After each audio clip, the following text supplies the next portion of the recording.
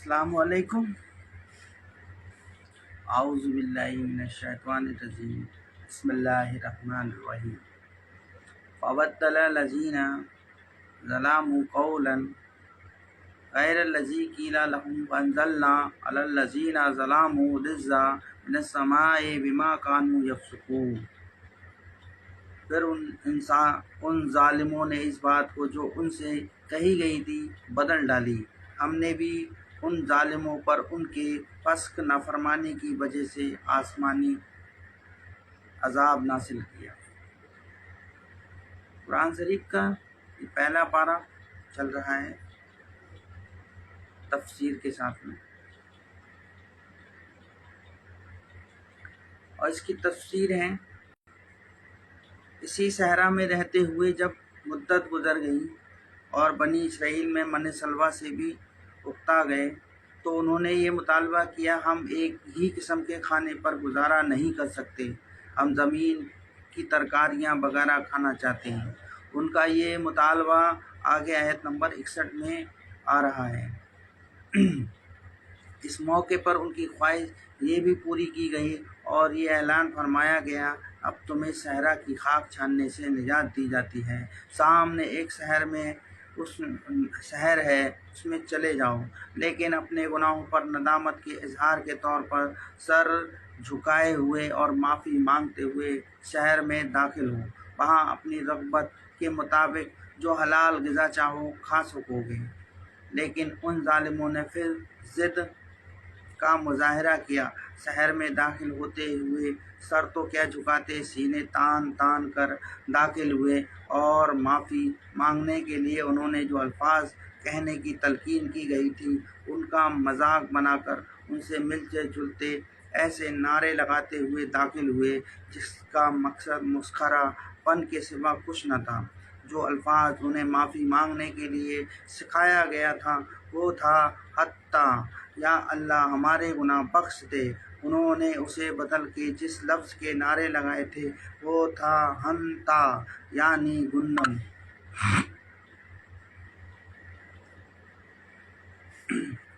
وَإِذْ اسْتَسْقَىٰ مُوسَىٰ لِقَوْمِهِ فَقُلْنَا اضْرِبْ بِعَصَاكَ الْحَجَرَ فَانْفَجَرَتْ مِنْهُ اثْنَتَا عَشْرَةَ عَيْنًا قَدْ عَلِمَ كُلُّ أُنَاسٍ مَشْرَبَهُمْ كُلُوا وَاشْرَبُوا مِن رِّزْقِ اللَّهِ وَلَا تَعْثَوْا فِي الْأَرْضِ مُفْسِدِينَ۔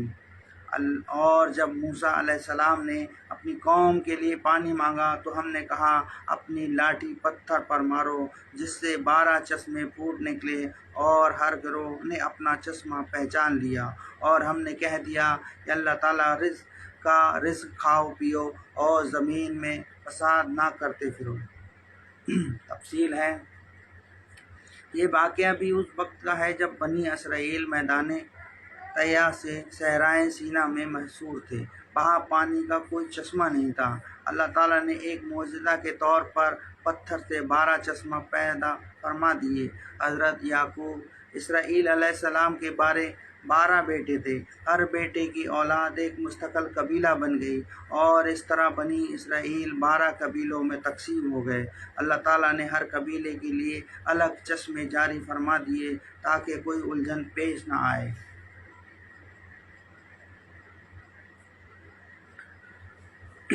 وَإِذْ قُلْتُمْ يَا مُوسَىٰ لَن نَّصْبِرَ عَلَىٰ طَعَامٍ وَاحِدٍ فَادْعُ لَنَا رَبَّكَ يُخْرِجْ لَنَا مِمَّا تُنبِتُ الْأَرْضُ مِن بَقْلِهَا وَقِثَائِهَا وَفُومِهَا وَعَدَسِهَا وَبَصَلِهَا قَالَ أَتَسْتَبْدِلُونَ الَّذِي هُوَ أَدْنَىٰ بِالَّذِي هُوَ خَيْرٌ اهْبِطُوا مِصْرَ فَإِنَّ لَكُم مَّا سَأَلْتُمْ وَضُرِبَتْ عَلَيْهِمُ الذِّلَّةُ وَالْمَسْكَنَةُ وَبَاءُوا بِغَضَبٍ مِّنَ اللَّهِ ذَٰلِكَ بِأَنَّهُمْ كَانُوا يَكْفُرُونَ بِآيَاتِ اللَّهِ وَيَقْتُلُونَ النَّبِيِّينَ بِغَيْرِ الْحَقِّ ذَٰلِكَ بِمَا عَصَوْا وَكَانُوا يَعْتَدُونَ۔ اور جب تم نے کہا، اے موسیٰ ہم سے ایک ہی قسم کے کھانے پر ہرگز صبر نہ ہو سکے گا، اس لیے اپنے رب سے دعا کیجیے کہ وہ ہمیں زمین کی پیداوار ساگ، ککڑی، گیہوں، مسور اور پیاز دیں۔ آپ نے فرمایا، بہتر چیز کے بدلے ادنی چیز کیوں طلب کرتے ہو؟ اچھا شہر میں جاؤ، وہاں تمہاری چاہت کی یہ سب چیزیں ملیں گی۔ ان پر ذلت اور مسکینی ڈال دی گئی اور اس کا غضب لے کر وہ لوٹے۔ یہ اس لیے کہ وہ اللہ تعالیٰ کی آیتوں کے ساتھ کفر کرتے اور نبیوں کو ناحق قتل کرتے تھے۔ یہ ان کی نافرمانی اور زیادتیوں کا نتیجہ ہے۔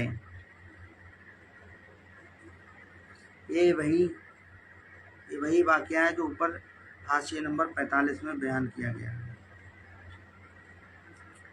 ان الذین آمنوا والذین ہادوا والنصارى والصابئین من آمن باللہ والیوم الآخر وعمل صالحا فلہم اجرہم عند ربہم ولا خوف علیہم ولا یحزنون۔ مسلمان ہو، یہود ہو، نصارہ ہو، صحابی ہو، یا جو کوئی بھی اللہ تعالیٰ پر اور قیامت کے دن پر ایمان لائے اور نیک عمل کرے، ان کے اجر ان کے رب کے پاس ہیں اور ان پر نہ تو کوئی خوف ہے اور نہ اداسی۔ اس کی تفسیر ہے، بنی اسرائیل پر اللہ تعالیٰ کے انعامات اور ان کی نافرمانیوں کے تذکرے کے بیچ میں یہ آیت کریمہ بنی اسرائیل کے ایک باطل گھمنڈ کے تردید کے لیے آئی ہیں۔ ان کا عقیدہ یہ تھا کہ صرف انہی کی نسل اللہ کے منتخب اور لاڈلے بندوں پر مشتمل ہے، ان کے خاندان سے باہر کا کوئی آدمی اللہ کی انعامات کا مستحق نہیں ہے۔ آج بھی یہودیوں کا یہی عقیدہ ہے، اس لیے یہودی مذہب ایک نسل پرست مذہب ہے اور اس نسل کے باہر کا کوئی شخص یہودی مذہب اختیار کرنا بھی چاہے تو اختیار کر ہی نہیں سکتا یا ان کے حقوق کا مستحق نہیں ہو سکتا جو ایک نسلی یہودی کو حاصل ہے۔ اس آیت نے واضح فرمایا کہ حق کسی ایک نسل میں محدود نہیں ہے، اصل اہمیت ایمان اور نیک عمل کو حاصل ہے۔ جو شخص بھی اور آخرت پہ ایمان لانے اور عمل صالحہ کی بنیادی شرطیں پوری کر دے گا، خواہ وہ پہلے کسی بھی مذہب یا نسل سے تعلق رکھتا ہو، اور اللہ کے نزدیک اجر کا مستحق ہوگا۔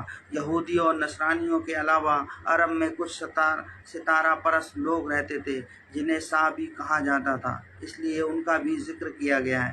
یہاں یہ بھی واضح رہے کہ اللہ پر ایمان لانے میں اس کے تمام رسولوں پر ایمان لانا بھی داخل ہے، لہٰذا نجات پانے کے لیے رسول اکرم صلی اللہ علیہ وسلم پر ایمان لانا بھی ضروری ہے۔ چنانچہ پیچھے آیت 40 اور 41 میں اسی لیے تمام بنی اسرائیل کو حضرت صلی اللہ علیہ وسلم پر ایمان لانے کا حکم دیا گیا۔ مزید دیکھیے قرآن کریم کی آیت نمبر اتنی ہے۔ وَإِذْ أَخَذْنَا مِيثَاقَكُمْ وَرَفَعْنَا فَوْقَكُمْ الطُّورَ خُذُوا مَا آتَيْنَاكُمْ بِقُوَّةٍ وَاذْكُرُوا مَا فِيهِ لَعَلَّكُمْ تَتَّقُونَ۔ اور جب ہم نے تم سے وعدہ لیا اور تم پر پہاڑ لا کھڑا کر دیا اور کہا جو ہم نے تمہیں دیا اسے مضبوطی سے تھام لو اور جو کچھ اس میں ہے اسے یاد کرو تاکہ تم بچ سکو۔ تفسیر ہے، جب حضرت موسیٰ علیہ السلام تورات لے کر آئے تو بنی اسرائیل نے دیکھا کہ اس کے بعض احکام بہت سخت ہیں، اس لیے اس سے بچنے کے بہانے تلاش کرنے شروع کر دیے۔ پہلے تو انہوں نے کہا کہ اللہ تعالیٰ ہم سے خود کہے کہ تورات پر عمل کرنا ضروری ہے، مطالبہ اگرچہ نامعقول تھا، مگر ان پر حجت تمام کرنے کے لیے ان میں سے 70 آدمی منتخب کر کے حضرت موسیٰ علیہ السلام کے ساتھ کوہ طور پر بھیجے گئے، جن کو اللہ تعالیٰ نے براہ راست تورات پر عمل کا حکم دیا۔ مگر جب یہ واپس لوٹے تو انہوں نے اپنی قوم کے سامنے تصدیق تو کی کہ اللہ تعالیٰ نے تورات پر عمل کا حکم دیا ہے، لیکن ایک بات اپنی طرف سے بڑھا دی کہ اللہ تعالیٰ نے یہ بھی فرمایا ہے کہ جتنا تم سے ہو سکے اتنا عمل کر لینا، لیکن جو نہ ہو سکے وہ ہم معاف کر دیں گے۔ چنانچہ تورات کے جس حکم میں بھی انہوں نے کچھ مشکل نظر آتی وہ یہ بہانہ تراش لیتے کہ یہ حکم بھی اسی چھوٹ میں داخل ہے۔ اس موقع پر اللہ تعالیٰ نے کوہ طور ان کے سروں پر بلند کر دیا کہ تورات کے تمام احکام کو تسلیم کرو۔ جب انہیں یہ اندیشہ ہوا کہ کہیں پہاڑ ان پر گرا نہ دیا جائے، تب ان لوگوں نے تورات کو ماننے اور اس پر عمل کرنے کا عہد کیا۔ اس آیت میں اسی واقعے کی طرف اشارہ ہے कोह तूर को उनके सरों पर बुलंद करने की ये सूरत भी मुमकिन है कि पहाड़ को अपनी जगह से बनाकर हटाकर उनके सरों पर मुतल्लक कर दिया गया, जैसा कि हाफिज़ इब्ने जुरैर रहमतुल्लाह अलैह ने मुतअद्दिद ताबईन से नकल किया है। और ज़ाहिर है कि अल्लाह ताला की कुदरत से ये कुछ भी वही नहीं है, और ये भी मुमकिन है कि कोई और ऐसी सूरत पैदा फरमा दी गई हो कि उन लोगों को ऐसा महसूस हुआ हो कि पहाड़ उन पर आ गिरेगा। मसलन कोई जलजला आ गया जिसने उन्हें ऐसा लगा कि पहाड़ गिरने वाला है। चुनाचे सूरत आराफ में आयत 171 में इस वाक़े के बारे में अल्फाज ये हैं, वस्तकम ना व जबला फौकहुम काना जलता वदन्ना ना बाका। हम उसमें लफ्ज़ तन्क इस्तेमाल हुआ है जिसके माने लानत में ज़ोर ज़ोर से बुलाने के आते हैं। देखिए कामोस और मफरदात कुरान। लिहाजा आयत का ये तर्जुमा भी मुमकिन है कि जब हमने पहाड़ को उनके ऊपर ज़ोर से उस तरह हिलाया कि उनको गुमान हुआ कि वो उन पर गिर पड़ेगा। यहाँ ये बात वाज़ेह है कि किसी शख्स को ईमान कबूल करने पर तो ज़बरदस्ती मजबूर नहीं किया जा सकता, लेकिन जब एक शख्स ईमान ले आए तो उसे नाफरमानी पर सज़ा भी दी जा सकती है और डरा धमका कर हुक्म मानने पर आमादा भी किया जा सकता है। बनी इसराइल चूँकि ईमान पहले ही ला चुके थे, इसलिए उनको अल्लाह के अज़ाब से डरा कर फर्माबरदारी पर आमादा किया गया।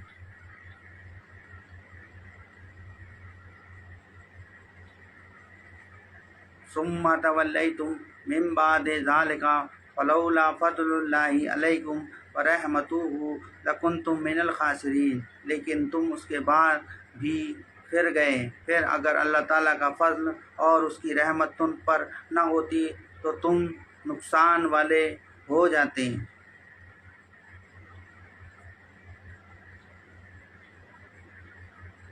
वलाक़द अलिमतुमुल्लज़ीना तदौ मिनकुम फ़िस्सब्ति फ़क़ुल्ना लहुम कूनू क़िरादतन ख़ासिईन। और यकीनन तुम्हें उन लोगों का इल्म भी है जो तुम में से हफ्ते के बारे में हद से बढ़ गए, और हमने भी कह दिया कि तुम ज़लील बंदर बन जाओ।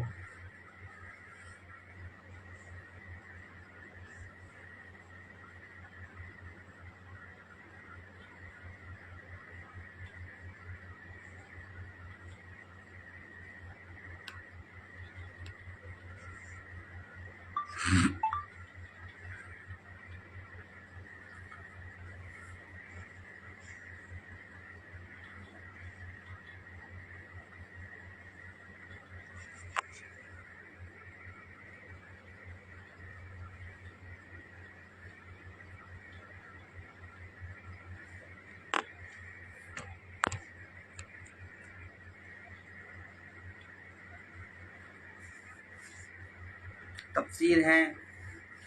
सनीचर हफ्ता को अरबी और अबरानी ज़बान में सबत कहते हैं। यहूदियों के लिए इसे एक मुक़द्दस दिन करार दिया गया था जिसमें उनके लिए मासी सरगर्मियाँ ममनू थी।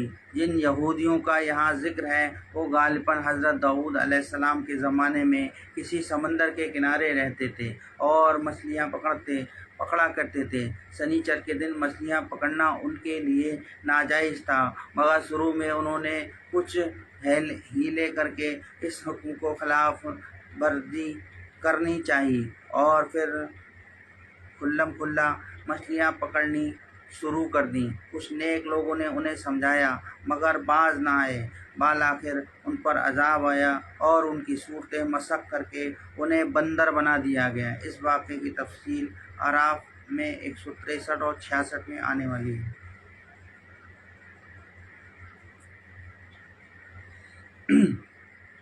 वजा अल्लाह नकालन लिमा बैना यदैहि व मा खल्फहा व मौइज़तन लिलमुत्तकीन।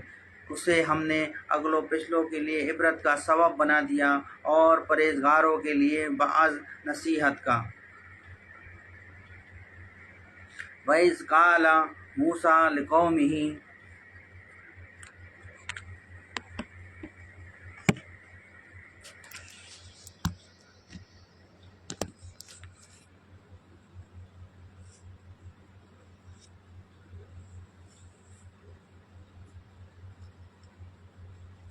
وَإِذْ قَالَ مُوسَىٰ لِقَوْمِهِ إِنَّ اللَّهَ يَأْمُرُكُمْ أَن تَذْبَحُوا بَقَرَةً قَالُوا أَتَتَّخِذُونَا هُزُوًا قَالَ أَعُوذُ بِاللَّهِ أَنْ أَكُونَ مِنَ الجَّاهِلِينَ۔ اور حضرت موسیٰ علیہ السلام نے جب اپنی قوم سے کہا کہ اللہ تعالیٰ تمہیں ایک گائے ذبح کرنے کا حکم دیتا ہے تو انہوں نے کہا ہم سے مذاق کیوں کرتے ہیں؟ آپ نے جواب دیا میں ایسا جاہل ہونے سے اللہ تعالیٰ کی پناہ پکڑتا ہوں۔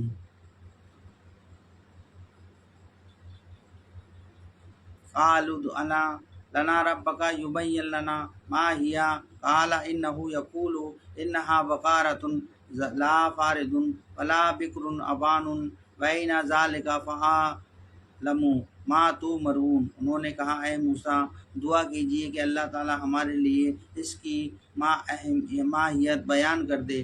آپ نے فرمایا سنو، اور وہ گائے نہ تو بالکل بڑھیا ہو نہ بچہ بلکہ درمیانی عمر کی نوجوان ہو، اب جو تمہیں حکم دیا گیا ہے بجا لاؤ۔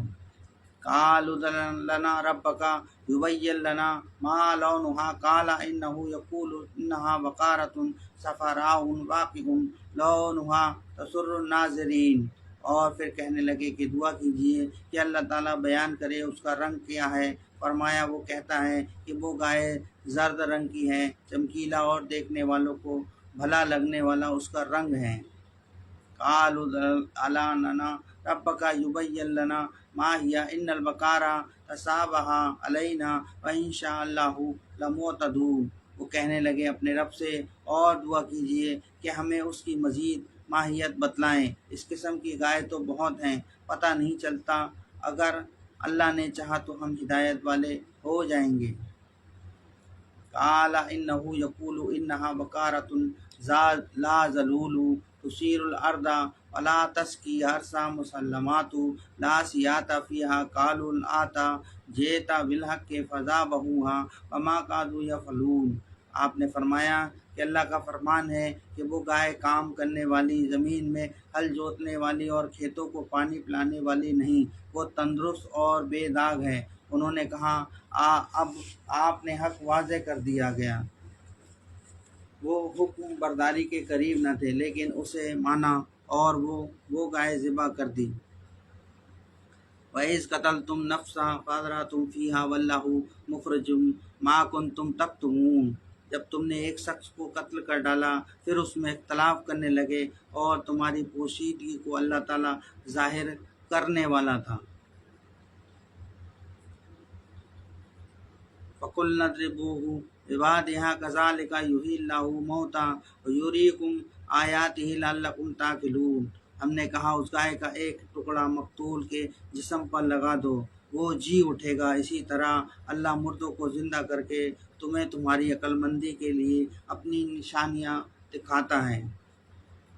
ثُمَّ قَسَتْ قُلُوبُكُم مِّن بَعْدِ ذَلِكَ كَالْحِجَارَةِ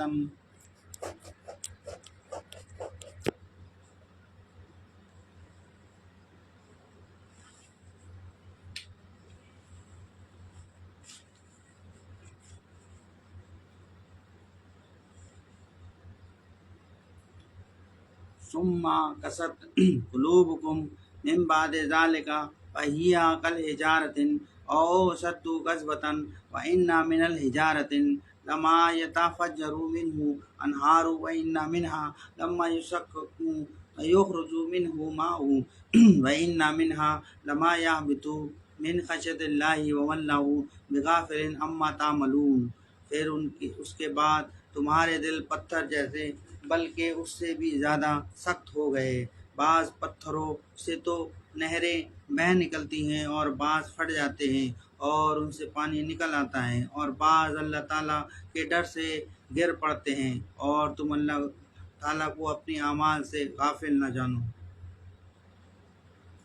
تفسیر ہے یعنی بعض مرتبہ تو پتھروں سے چشمے نکل آتے ہیں، جیسا کہ بنی اسرائیل خود دیکھ چکے تھے کہ کس طرح ایک سنگلاخ چٹان سے پانی کے چشمے بہہ پڑے تھے۔ دیکھیے پیچھے آیت نمبر 60 میں۔ اور بعض اوقات بھاری مقدار میں تو پانی نہیں نکلتا مگر پتھر شک ہو کر تھوڑا بہت پانی نکال دیتے ہیں، اور کچھ پتھر اللہ کے خوف سے لڑک بھی پڑتے ہیں، مگر ان کے دل ایسے سخت ہیں کہ ذرا نہیں پچیستے۔ کسی زمانے میں یہ بات کچھ لوگوں کی سمجھ میں نہیں آتی تھی کہ پتھر جیسی بے جان چیز میں خوف کیا تصور ہو سکتا ہے، لیکن قرآن کریم نے کئی جگہوں پر یہ حقیقت واضح فرمائی ہے کہ جن چیزوں کو ہم بظاہر بے جان یا بے شعور سمجھتے ہیں ان میں بھی کچھ نہ کچھ شعور موجود ہوتا ہے۔ مثلاً دیکھیے سورہ بنی اسرائیل میں 2733 میں اور سورہ اعراف 2733۔ لہٰذا اگر اللہ تعالیٰ یہ فرما رہا ہے کہ کچھ پتھر اللہ کے خوف سے لڑک جاتے ہیں تو اس میں کوئی تعجب کی بات نہیں ہے۔ آج تو سائنس بھی رفتہ رفتہ اس نتیجے پر پہنچ رہی ہے کہ جمادات میں بھی نمو اور شعور کی کچھ نہ کچھ صلاحیت موجود ہے۔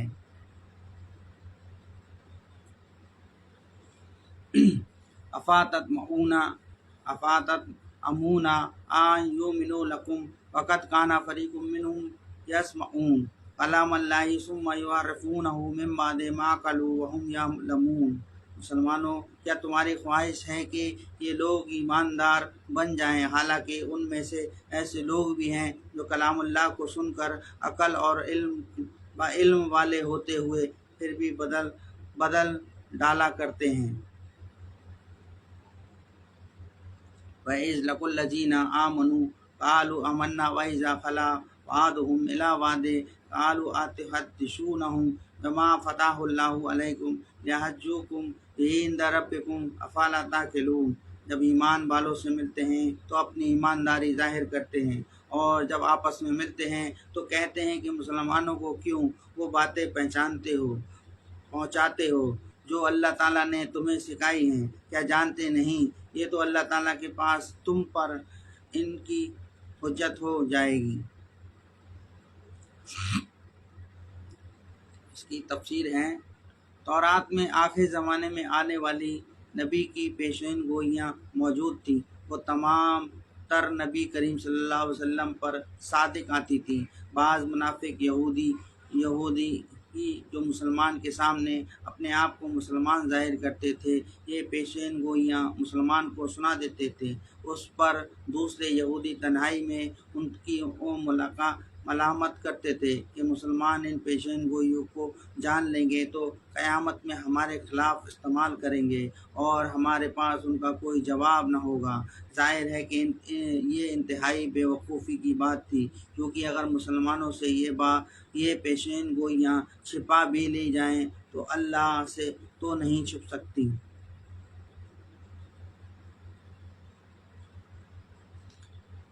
اولا یعلمون ان اللہ یعلم ما یسرون وما یعلنون۔ کیا یہ نہیں جانتے کہ اللہ تعالیٰ ان کی پوشیدگی اور ظاہر داری سب کو جانتا ہے۔ ومنہم امیون لا یعلمون الکتاب الا آمنی وانہم الا یظنون۔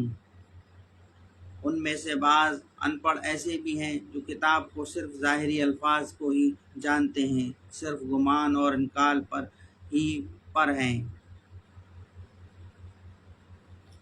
فَوَيْلٌ لِّلَّذِينَ يَكْتُبُونَ الْكِتَابَ بِأَيْدِيهِمْ ثُمَّ يَقُولُونَ هَٰذَا مِنْ عِندِ اللَّهِ لِيَشْتَرُوا بِهِ ثَمَنًا قَلِيلًا فَوَيْلٌ لَّهُم مِّمَّا كَتَبَتْ أَيْدِيهِمْ وَوَيْلٌ لَّهُم مِّمَّا يَكْسِبُونَ۔ ان لوگوں کے لیے ویل ہے جو اپنے ہاتھوں کی لکھی ہوئی کتاب کو اللہ تعالیٰ کی طرف کی کہتے ہیں اور اس طرح دنیا کماتے ہیں۔ ان کے ہاتھوں کی لکھائی کو اور ان کی کمائی کو ویل، ہلاکت اور افسوس ہے۔ تفسیر ہے، یہاں قرآن کریم نے ترتیب یہ رکھی ہے کہ پہلے ان یہودی علماء کا ذکر فرمایا ہے جو تورات میں جان بوجھ کر رد و بدل کرتے تھے، پھر ان پڑھ یہودیوں کو جنہیں تورات کا علم تو تھا نہیں، مگر انہیں مذکورہ والا علماء نے ان جھوٹی آرزوؤں میں مبتلا کر رکھا تھا کہ سارے یہودی اللہ کے لاڈلے ہیں اور وہ بہر صورت میں جنت میں جائیں گے۔ ان کا سارا علم اسی قسم کے گمانوں پر مشتمل تھا۔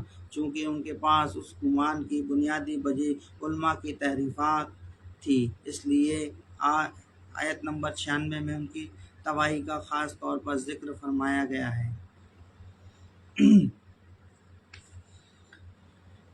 وقالو لن تمسنا نارو الا ایاما معدودتن قل اتخذتم عند اللہ عہدا فلن یخلف اللہ عہدہ ام تقولون علی اللہ ما لا تعلمون۔ یہ لوگ کہتے ہیں کہ ہم تو چند روز جہنم میں رہیں گے۔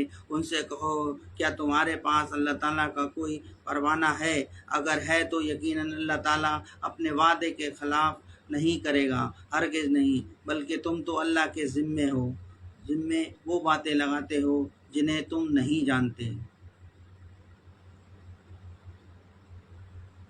بلا من کساب سیئات وآتحت به خطیئاتہ فاولئک اصحاب النار ہم فیہا خالدون۔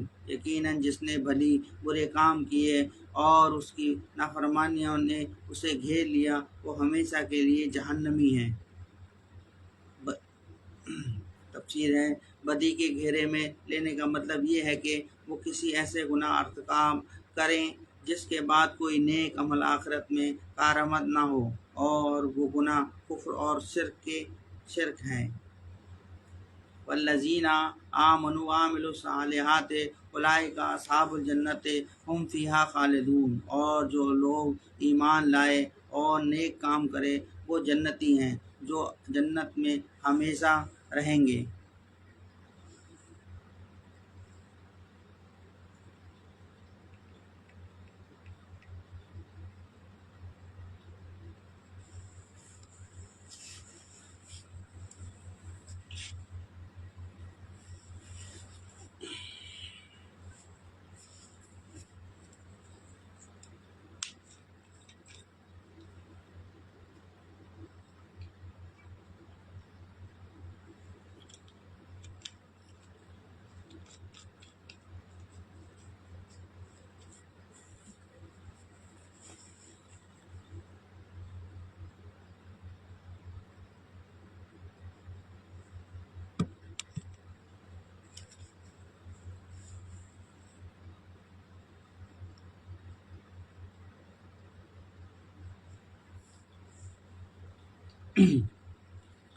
والذین آمنوا وعملوا الصالحات اولئک اصحاب الجنۃ ہم فیہا خالدون۔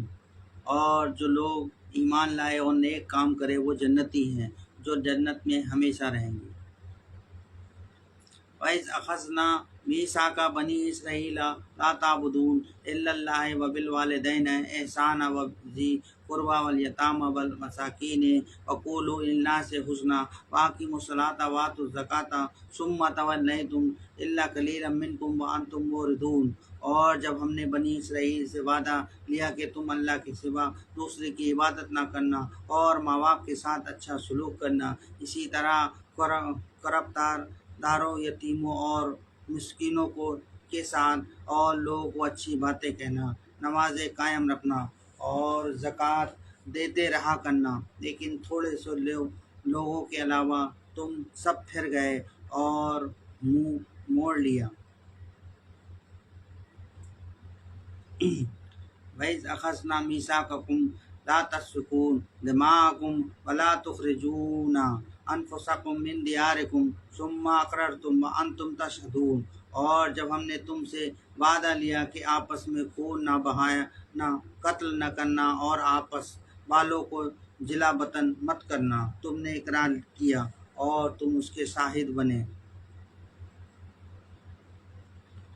ثم انتم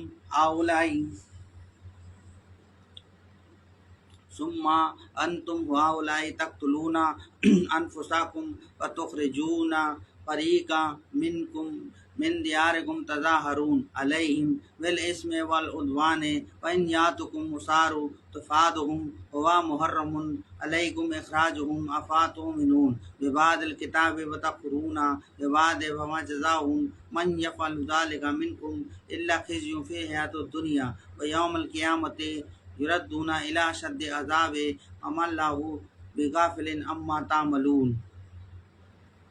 تفسیر ہے، اس کا پس منظر یہ ہے کہ مدینہ منورہ میں یہودیوں کو 2 قبیلے آباد تھے۔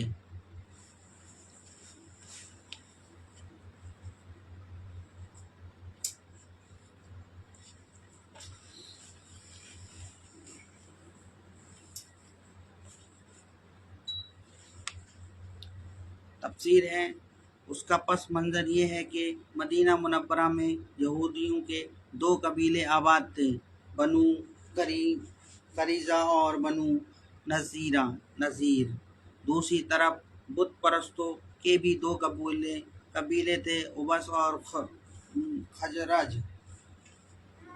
قریظہ کی دوستی اوس قبیلے سے تھی اور بنو نذیر کی خزرج سے۔ جب اوس خزرج میں لڑائی ہوئی تو قریظہ اوس کا ساتھ دیتے اور بنو نذیر خزرج کا۔ نتیجہ یہ کہ یہودیوں کے دونوں قبیلے بالواسطہ ایک دوسرے کے مقابل آ جاتے اور ان لڑائیوں میں جہاں اوس اور خزرج کے آدمی مارے جاتے وہاں قریظہ اور نذیر کے یہودی بھی قتل ہوتے یا اپنے گھروں سے نکلنے پر مجبور ہوتے۔ اس طرح اگرچہ بنو قریظہ اور بنو نذیر دونوں قبیلے یہودی تھے، مگر وہ ایک دوسرے کے دشمنوں کی امداد کر کے آپس میں ایک دوسرے کے قتل اور خیمہ بربادی میں حصہ دار ہوتے۔ ہاں، اگر کوئی یہودی دشمن کے ہاتھوں قید ہو جاتا تو وہ سب مل کر اس کا فدیہ ادا کرتے اور اسے چھڑا لیتے۔ اس کی وجہ یہ بیان کرتے تھے کہ ہمیں تورات نے حکم دیا ہے کہ اگر کوئی یہودی دشمن کی قید میں چلا جائے تو اسے چھڑائیں۔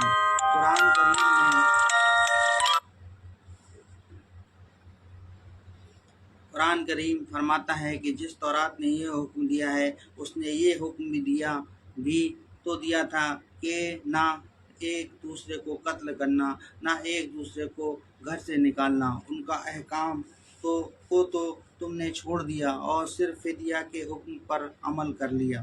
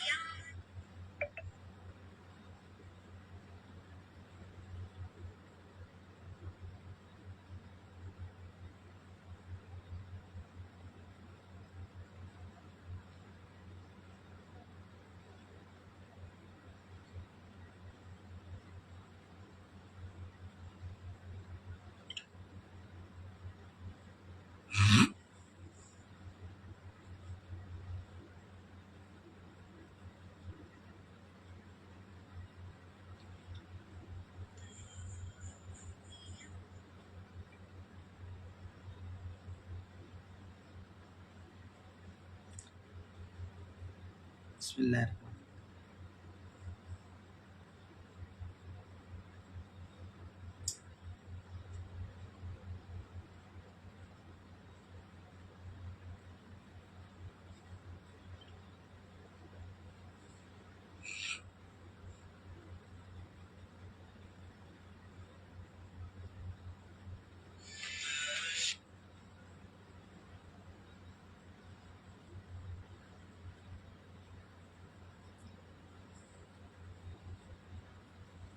الرحیم۔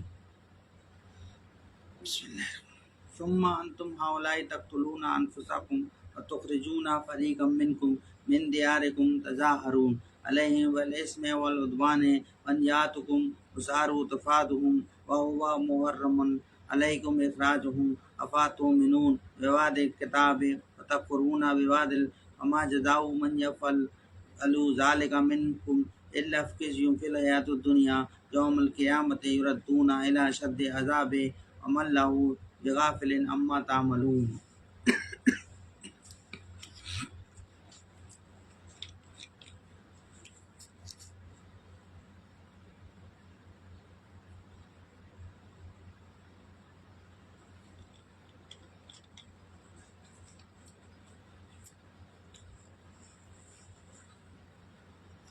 لیکن پھر بھی تم نے آپس میں قتل کیا اور آپس کے ایک فرقے کو جلا وطن بھی کیا اور گناہ اور زیادتی کا کے کاموں میں ان کے خلاف دوسرے کی طرفداری کی۔ ہاں، جب وہ قیدی ہو کر تمہارے پاس آئے تو تم نے ان کے فدیے دیے، لیکن ان کا نکالنا جو تم پر حرام تھا اس کا کچھ خیال نہ کیا۔ کیا بعض احکام پر ایمان رکھتے ہو اور بعض کے ساتھ کفر کرتے ہو؟ تم میں سے جو بھی ایسا کرے اس کی سزا اس کے سوا کیا ہے؟ وہ کہ دنیا میں رسوائی اور قیامت کے دن سخت عذاب کی مار، اور اللہ تعالیٰ تمہاری اعمال سے بے خبر نہیں ہے۔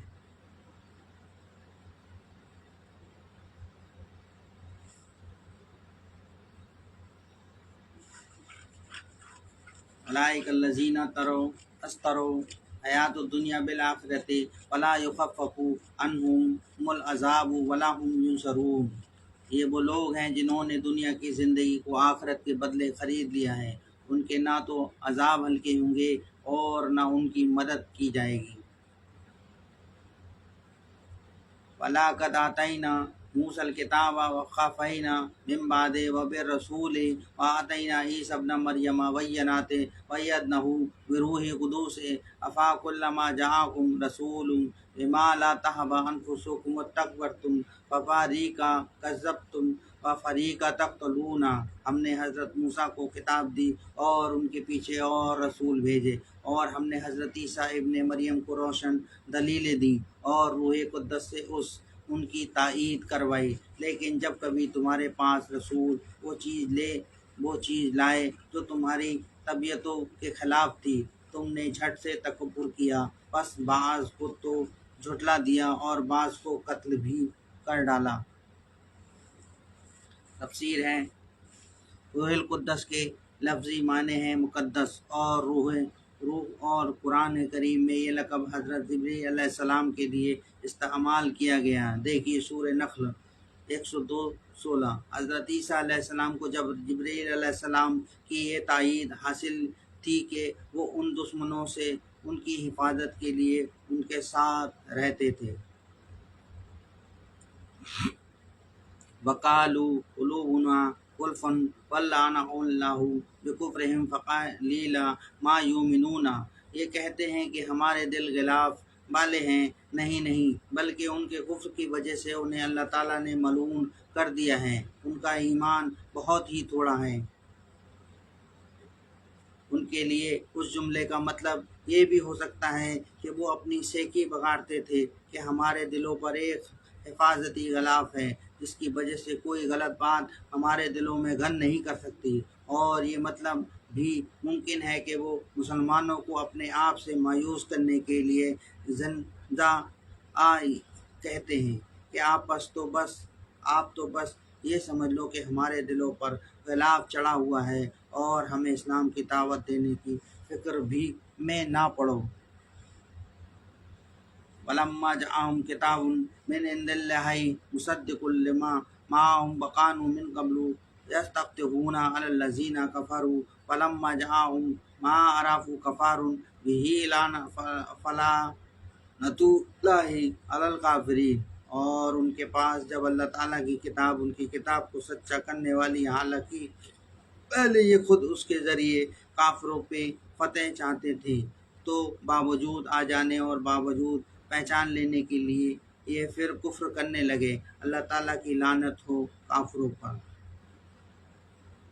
تفسیر ہے، جب یہودیوں کی بت پرستوں سے جنگ ہوتی یا بحث مباحثہ ہوتا تو وہ یہ دعائیں مانگا کرتے تھے کہ یا اللہ، آپ نے تورات میں جس آخری نبی کی خبر دی ہے اسے جلدی بھیج دیجیے تاکہ ہم ان کے ساتھ مل کر بت پرستوں پر فتح حاصل کریں۔ مگر جب وہ نبی حضرت محمد صلی اللہ علیہ وسلم تشریف لے آئے تو وہ حسد میں مبتلا ہو گئے کہ انہیں بنی اسرائیل کے بجائے بنی اسماعیل میں کیوں بھیجا گیا۔ چنانچہ یہ جان لینے کے باوجود کہ حضرت صلی اللہ علیہ وسلم پر وہ ساری علامتیں صادق آتی ہیں جو تورات میں بنی اخراظلمہ کے آخر زماں کے بیان کی گئی ہیں، انہوں نے آپ کو ماننے سے انکار کر دیا۔ بئس ما تروا به انفسکم ان یکفروا بما انزل اللہ بغیا ان ينزل اللہ من فضلہ علی من یشاء من عبادہ وما هم بغاضب علی غضب او بال الکافرین عذاب مہین۔ بہت بری ہے اور وہ چیز جس کے بدلے انہوں نے اپنے آپ کو بیچ ڈالا، وہ ان کا کفر کرنا اللہ تعالیٰ کی طرف سے نازل شدہ چیز کے ساتھ محض اس بات سے جل کر کہ اللہ تعالیٰ نے اپنا فضل اپنے جسم بندہ پر چاہا نازل فرمایا، اس کے بعد یہ لوگ غضب پر غضب کے مستحق ہو گئے اور ان کافروں کے لیے رسوا کرنے والا عذاب ہے۔ یعنی ایک غضب کے مستحق تو وہ اپنے کفر کی وجہ سے تھے، دوسرا غضب ان پر حسد اور ضد کی وجہ سے ہوا۔ وَإِذْ قِيلَ لَهُمْ آمِنُوا بِمَا أَنزَلَ اللَّهُ قَالُوا نُؤْمِنُ بِمَا أَنزَلَ عَلَيْنَا وَيَكْفُرُونَ بِمَا وَرَاءَهُ وَهُوَ الْحَقُّ مُصَدِّقًا لِمَا مَعَهُمْ قُلْ فَلِمَ تَقْتُلُونَ أَنْبِيَاءَ اللَّهِ مِنْ قَبْلُ إِن كُنتُم مُّؤْمِنِينَ۔ اور جب ان سے کہا جاتا ہے کہ اللہ تعالیٰ کی اتاری ہوئی کتاب پر ایمان لاؤ تو کہہ دیتے ہیں کہ جو ہم پر اتاری گئی ہے اس پر ہمارا ایمان ہے، حالانکہ اس کے بعد والی کے ساتھ جو ان کی کتاب تصدیق کرنے والی ہے کفر کرتے ہیں۔ اچھا ان سے یہ تو دریافت کریں کہ اگر تمہارا ایمان پہلی کتاب پر ہے تو پھر تم نے اگلے انبیاء کو کیوں قتل کیا؟ وَلَقَدْ جَاءَكُم مُوسَىٰ بِالْبَيِّنَاتِ ثُمَّ اتَّخَذْتُمْ الْعِجْلَ مِن بَعْدِهِ وَأَنْتُمْ ظَالِمُونَ۔ تمہارے پاس تو موسیٰ یہی دلیلیں لے کر آئے، لیکن تم نے پھر بھی بچھڑا پوجا کہ تم ہو ہی ظالم۔ وَإِذْ أَخَذْنَا مِيثَاقَكُمْ وَرَفَعْنَا فَوْقَكُمُ الطُّورَ خُذُوا مَا آتَيْنَاكُمْ بِقُوَّةٍ وَاسْمَعُوا قَالُوا سَمِعْنَا وَعَصَيْنَا وَأُشْرِبُوا فِي قُلُوبِهِمُ الْعِجْلَ بِكُفْرِهِمْ قُلْ بِئْسَ مَا يَأْمُرُكُم بِهِ إِيمَانُكُمْ إِن كُنتُم مُّؤْمِنِينَ۔ جب ہم نے تم سے وعدہ لیا اور تم پر طور کو کھڑا کر دیا اور کہہ دیا کہ ہماری دی ہوئی چیز کو مضبوط تھامو اور سنو، تو انہوں نے کہا ہم نے سنا اور نافرمانی کی، اور ان کے دلوں میں بچھڑے کی محبت گویا پلا دی گئی۔ بس ان کے کفر کے ان سے کہہ دیجئے کہ تمہارا ایمان تمہیں برا حکم دے رہا ہے اگر تم مومن ہو۔ اس واقعے کی تفصیل اسی صورت میں پیچھے آیت نمبر 63 کے حاشیے میں گزر چکی اور بچھڑے کا واقعہ آیت کے تحت ہے۔ قُلْ إِنْ كَانَتْ لَكُمْ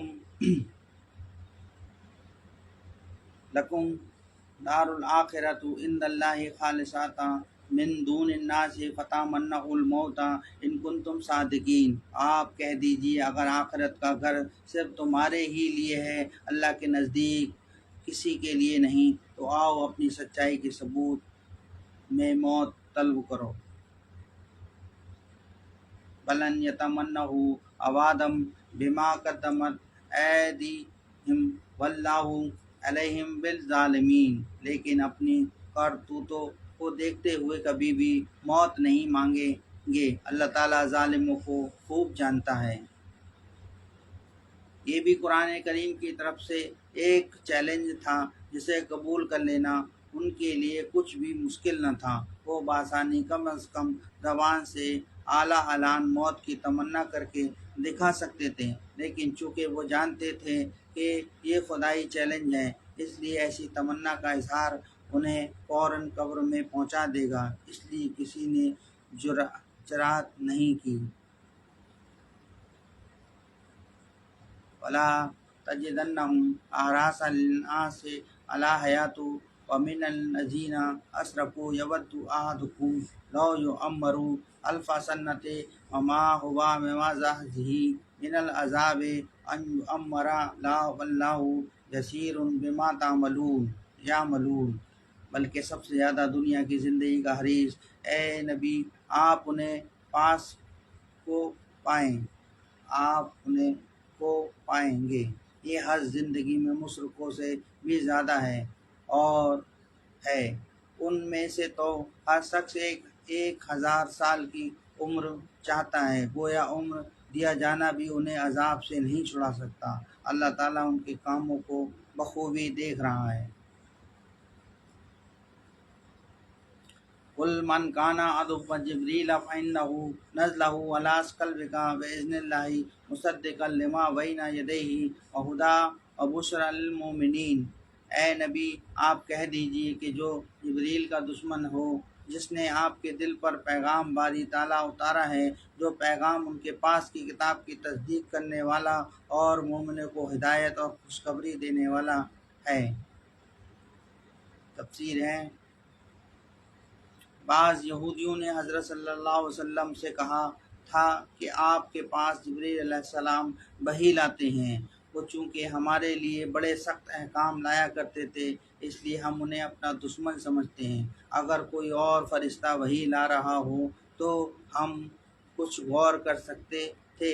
یہ آیت اس کے جواب میں نازل ہوئی، اور جواب کا حاصل یہ ہے کہ جبریل علیہ السلام تو محض پیغام پہنچانے والے ہیں، جو کچھ لاتے ہیں اللہ کے حکم سے لاتے ہیں، لہٰذا نہ ان سے دشمنی کی کوئی معقول وجہ ہے اور نہ اس کی وجہ سے اللہ کے کلام کو رد کرنے کا کوئی معنی ہے۔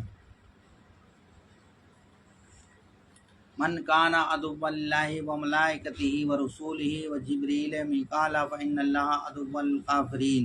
تو اللہ بھی اس کا دشمن ہے جو شخص اللہ کا اور ان کے فرشتوں اور اس کے رسولوں کا اور جبرائیل اور میکائیل کا دشمن ہو، ایسے کافروں کا دشمن خود اللہ ہے۔ وَلَقَدْ أَنزَلْنَا إِلَيْكَ آیَاتٍ بَیِّنَاتٍ وَمَا یَکْفُرُ بِہَا إِلَّا الْفَاسِقُونَ۔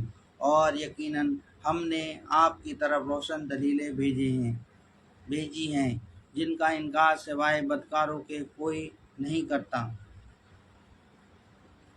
او کلما عاہدوا عہدا نبذہ فریق منہم بل اکثرہم لا یؤمنون۔ یہ لوگ جب کبھی کوئی عہد کرتے ہیں تو ان کی ایک نہ ایک جماعت اسے توڑ دیتی ہے، بلکہ ان میں سے اکثر ایمان سے خالی ہیں۔ فلما جاءہم رسول من عند اللہ مصدق لما معہم نبذ فریق من الذین اوتوا الکتاب کتاب اللہ وراء ظہورہم کأنہم لا یعلمون۔ جب کبھی ان کے پاس اللہ کا کوئی رسول ان کی کتاب تصدیق کرنے والا آیا، ان اہل کتاب کے ایک فرقے نے اللہ کی کتاب کو اس طرح پیٹھ پیچھے ڈال دیا وہ جانتے ہی نہ تھے۔ وَاتَّبَعُوا مَا تَتْلُو الشَّيَاطِينُ عَلَىٰ مُلْكِ سُلَيْمَانَ وَمَا كَفَرَ سُلَيْمَانُ وَلَٰكِنَّ الشَّيَاطِينَ كَفَرُوا يُعَلِّمُونَ النَّاسَ السِّحْرَ وَمَا أُنزِلَ عَلَى الْمَلَكَيْنِ بِبَابِلَ هَارُوتَ وَمَارُوتَ وَمَا يُعَلِّمَانِ مِنْ أَحَدٍ حَتَّىٰ يَقُولَا إِنَّمَا نَحْنُ فِتْنَةٌ فَلَا تَكْفُرْ فَيَتَعَلَّمُونَ مِنْهُمَا مَا يُفَرِّقُونَ بِهِ بَيْنَ الْمَرْءِ وَزَوْجِهِ وَمَا هُمْ بِضَارِّينَ بِهِ مِنْ أَحَدٍ إِلَّا بِإِذْنِ اللَّهِ وَيَتَعَلَّمُونَ مَا يَضُرُّهُمْ وَلَا يَنفَعُهُمْ وَلَقَدْ عَلِمُوا لَمَنِ اشْتَرَاهُ مَا لَهُ فِي الْآخِرَةِ مِنْ خَلَاقٍ وَلَبِئْسَ مَا شَرَوْا بِهِ أَنفُسَهُمْ لَوْ كَانُوا يَعْلَمُونَ۔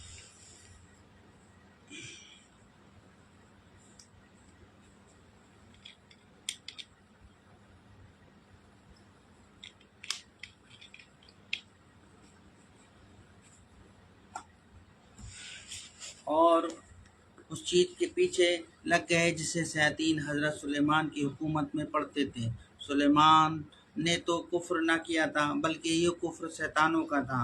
وہ لوگوں کو جادو سکھایا کرتے تھے، اور بابل میں ہاروت ماروت دو فرشتوں پر جو اتارا گیا تھا، وہ دونوں بھی کسی شخص کو اس وقت تک نہیں سکھاتے تھے جب تک یہ نہ کہہ دیں کہ ہم تو ایک آزمائش ہیں تو کفر نہ کر۔ پھر لوگ ان سے وہ سیکھتے جس سے خاوند و بیوی میں جدائی ڈال دیں، اور دراصل وہ بغیر اللہ تعالیٰ کی مرضی کے کسی کو کوئی نقصان نہیں پہنچا سکتے۔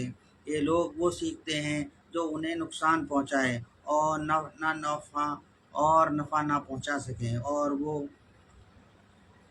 بالیقین جانتے ہیں کہ اس کے لیے لینے والے کا آخرت میں کوئی حصہ نہیں، اور وہ بدترین چیز ہے جس کے بدلے وہ اپنے آپ کو فروخت کر رہے ہیں۔ کاش کہ یہ جانتے ہوتے۔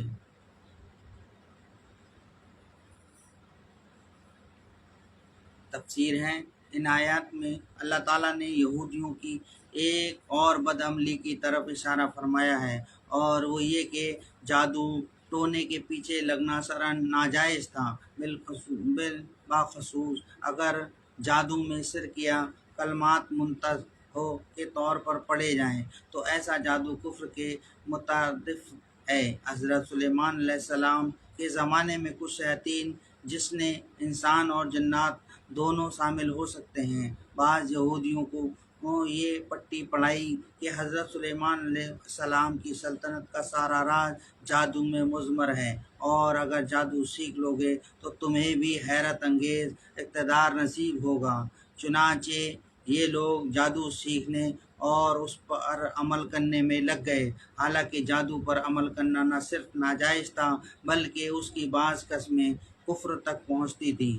دوسرا غضب یہودی نے یہ کیا کہ خود حضرت سلیمان علیہ السلام کو جادوگر قرار دے کر ان کے بارے میں یہ مشہور کر دیا کہ انہوں نے آخری عمر میں بتوں کو پوجنا شروع کر دیا تھا۔ ان کے بارے میں یہ جھوٹی داستانیں انہوں نے اپنے مقدس کتابوں میں شامل کر دیں، جو آج تک بائبل میں درج چلی آتی ہیں۔ چنانچہ بائبل کی کتاب سلاطین اول 11-12 میں ان کے معاذ اللہ مرتد ہونے کا بیان آج بھی موجود ہے۔ قرآن کریم نے اس آیت میں حضرت سلیمان علیہ السلام پر اس ناپاک بہتان کی تردید فرمائی۔ اس سے یہ بات بھی واضح ہو جاتی ہے کہ جن لوگوں نے قرآن کریم پر یہ الزام لگایا کہ وہ یہودیوں اور عیسائیوں کی کتابوں سے ماخوذ ہے، وہ کتنا غلط الزام ہے۔ یہاں قرآن کریم صریح الفاظ میں یہود نصارہ کی کتابوں کی تردید کر رہا ہے۔ حقیقت تو یہ ہے کہ حضرت صلی اللہ علیہ وسلم کے پاس ایسا کوئی ذریعہ نہیں تھا جس سے وہ یہ خود معلوم کر سکتے کہ یہودیوں کی کتابوں میں کیا لکھا ہے۔ اس بات کا علم آپ کو وحی کے سوا کسی اور راستے سے نہیں ہو سکتا تھا، لہٰذا یہ آیت بذات خود آپ کے وحی رسول ہونے کی واضح دلیل ہے کہ آپ نے نہ صرف یہ بتلایا کہ یہودیوں کی کتابوں میں حضرت سلیمان علیہ السلام پر کیا بہتان لگایا گیا، بلکہ اس قدر جم کر اس کی تثبیت فرمائی۔ بابل عراق کا مشہور شہر تھا۔ ایک زمانے میں وہاں جادو کا بڑا چرچا ہو گیا تھا، اور یہودی بھی اس ناجائز کام میں بری طرح ملوث ہو گئے تھے۔ انبیاء کرام اور دوسرے نیک لوگ انہیں جادو سے منع کرتے تھے تو وہ بات نہ مانتے تھے۔ اس سے بھی خطرناک بات یہ تھی کہ لوگوں نے جادوگروں کے شبدوں کے معجزے سمجھ کر انہیں اپنا دینی مقتدا بنا لیا تھا۔ اس موقع پر اللہ تعالیٰ نے اپنے 2 فرشتے جن کا نام باروت اور ماروت تھا دنیا میں انسانی شکل میں بھیجے، تاکہ وہ لوگوں کو جادو کی حقیقت سے آگاہ کر سکیں اور یہ بتائیں کہ خدائی معجزات سے ان کا کوئی تعلق نہیں ہے۔ معجزہ براہ راست اللہ تعالیٰ فعال ہے، جس میں کسی ظاہری سبب کا کوئی دخل نہیں ہوتا۔ اس کے برعکس جادو کے ذریعے جو کوئی شعبدہ دکھایا جاتا ہے وہ اسی عالم اسباب کا ایک حصہ ہے۔ یہ بات واضح کرنے کے لیے ان فرشتوں کو جادو کے مختلف طریقے بھی بتانے پڑتے تھے تاکہ یہ دکھایا جا سکے کہ کس طرح وہ سبب اور مسبب کے راستے سے منسلک ہیں، لیکن جب وہ ان طریقوں کی تشریح کرتے تو ساتھ ساتھ لوگوں کو متنوع بھی کر دیتے تھے کہ یاد رکھو یہ طریقے ہم اس لیے نہیں بتا رہے ہیں کہ تم ان پر عمل شروع کر دو، بلکہ اس لیے بتا رہے ہیں کہ تم پر جادو اور معجزے کا فرق واضح ہو اور تم جادو سے پرہیز کرو۔ اس لحاظ سے ہمارا وجود تمہارے لیے ایک امتحان ہے کہ ہماری باتوں کو سمجھ کر تم جادو سے پرہیز کرتے ہو یا ہم سے جادو کے طریقے سیکھ کر ان پر عمل شروع کر دیتے ہو۔ یہ کام انبیاء کے بجائے فرشتوں سے بظاہر اس بنا پر لیا گیا کہ جادو کے فارمولے بتانا خواہ وہ صحیح مقصد سے کیوں نہ ہو انبیاء کرام کو زیب نہیں دیتا تھا۔ اس کے برعکس فرشتے چونکہ غیر مکلف ہوتے ہیں اس لیے ان سے بہت سے تکوینی کام لیے جا سکتے ہیں۔ بہرحال نافرمان لوگوں نے ان فرشتوں کی طرف سے کہی ہوئی باتوں کو تو نظر انداز کر دیا اور ان کے بتائے ہوئے فارمولوں کو جادو کرنے میں استعمال کیا، اور وہ بھی ایسے گھنونے مقاصد کے لیے جو ویسے بھی حرام تھے، مثلا میاں بیوی میں پھوٹ ڈال کر نوبت طلاق تک پہنچا دیتے ہیں۔ یہاں سے جملہ مطرز کے طور پر ایک اور اصولی غلطی پر متنبہ کیا جا رہا ہے، اور وہ یہ کہ جادو پر ایمان رکھنے والے یہ سمجھتے تھے کہ جادو میں وضاحت خود ایسی تاثیر موجود ہے جس سے مطلوبہ نتیجہ خود بخود اللہ کے حکم کے بغیر بھی برآمد ہو جاتا ہے، گویا اللہ چاہے یا نہ چاہے وہ نتیجہ پیدا ہو کر رہے گا۔ یہ عقیدہ بذات خود کفر تھا، اس لیے واضح کر دیا گیا کہ دنیا کے دوسرے اسباب کی طرح جادو بھی محض ایک سبب ہے، اور دنیا میں کوئی سبب بھی اپنا مسبب یا نتیجہ اس وقت تک ظاہر نہیں کر سکتا جب تک اللہ کی مشیت اس کے ساتھ متعلق نہ ہو۔ کائنات کی کسی چیز میں بذات خود نہ کسی کی نفع پہنچانے کی طاقت ہے نہ نقصان پہنچانے کی، لہٰذا اگر کوئی ظالم کسی پر ظلم کرنا چاہتا ہے تو وہ اللہ کی قدرت اور مشیت کے بغیر کچھ نہیں کر سکتا۔ البتہ چونکہ یہ دنیا ایک امتحان کی جگہ ہے، اس لیے یہاں اللہ کی سنت یہ ہے کہ جب کوئی شخص اللہ کی نافرمانی کرتے ہوئے کوئی گناہ کرنا چاہتا ہے یا کسی پر ظلم کرنا چاہتا ہے تو اگر اللہ تعالیٰ تکوینی مصلحت کے مطابق سمجھتا ہے تو اپنی مشیت سے وہ کام کروا دیتا ہے۔ اس کے نتیجے میں ظالم کو گناہ اور مظلوم کو ثواب ملتا ہے، ورنہ اگر اللہ اسے کام کی قدرت ہی نہ دے تو امتحان کیسے ہو؟ لہٰذا جتنے گناہ کے کام دنیا میں ہوتے ہیں وہ اللہ تعالیٰ ہی کی قدرت اور مشیت سے ہوتے ہیں، اگرچہ اس کی رضامندی ان کو حاصل نہیں ہوتی، اور اللہ تعالیٰ کی مشیت اور اس کی رضامندی میں فرق یہی ہے کہ مشیت اچھے برے ہر کام سے متعلق ہو سکتی ہے، مگر رضامندی صرف جائز اور ثواب کے کاموں سے مخصوص ہے۔ اس آیت کے شروع میں تو یہ کہا گیا ہے کہ وہ یہ حقیقت جانتے ہیں کہ جو مشرکانہ جادو کا خریدار ہوگا اس کا آخرت میں کوئی حصہ نہیں، لیکن آیت کے آخری حصے میں فرمایا ہے کاش وہ علم رکھتے۔ اس کا مطلب یہ ہے کہ انہیں اس حقیقت کا علم نہیں ہے۔ بظاہر دونوں باتیں متضاد لگتی ہیں، لیکن در حقیقت اس انداز بیان سے یہ عظیم سبق دیا گیا ہے کہ نر عالم جس پر عمل نہ ہو حقیقت میں علم کہلانے کا مستحق نہیں، بلکہ وہ کل عدم ہے۔ لہٰذا اگر وہ یہ بات جانتے ہوں تو ہیں مگر ان کا عمل اس کے برخلاف ہے تو وہ علم کسی کام کا، کاش کہ وہ حقیقی علم رکھتے تو اس پر ان کا عمل بھی ہوتا۔